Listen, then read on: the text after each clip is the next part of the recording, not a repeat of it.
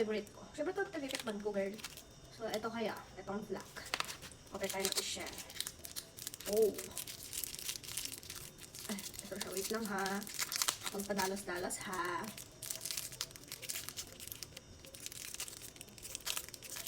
Ano siya, oh. Pili ko ang sarap niya. Ano siya? Nice. Ayan. Sa tingin ko masarap talaga siya. Let's go. May chocolate sa loob. Ayan. Gusto nyo ba? And, may mali din siya, girl. Ayun.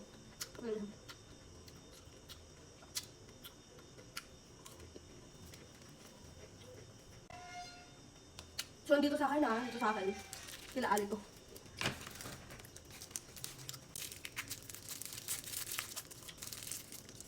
Sa Ali, hindi ko siya pwedeng anukan ng ganito. Kasi, marami na yung kantaan niya.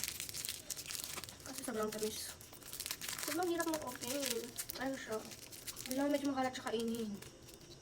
Parang ako. Sarap. Hindi siya parang mga buko-buko. Bukata siya. Buko siya.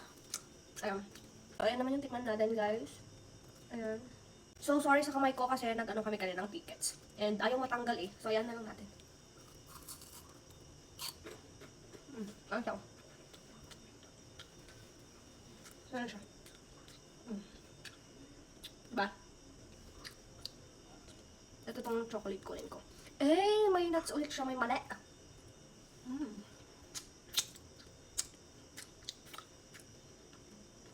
Ano, may mali siya. Ayan, pinita ko. Ayan, di ba may mali siya?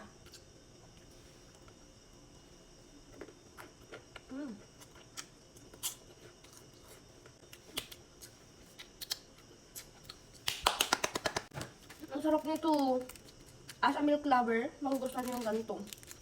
Ang sarap. Ito, parang may pagka-dark chocolate siya. Ito yung normal na chocolate namin. Ito. Ang harap nito. Ito.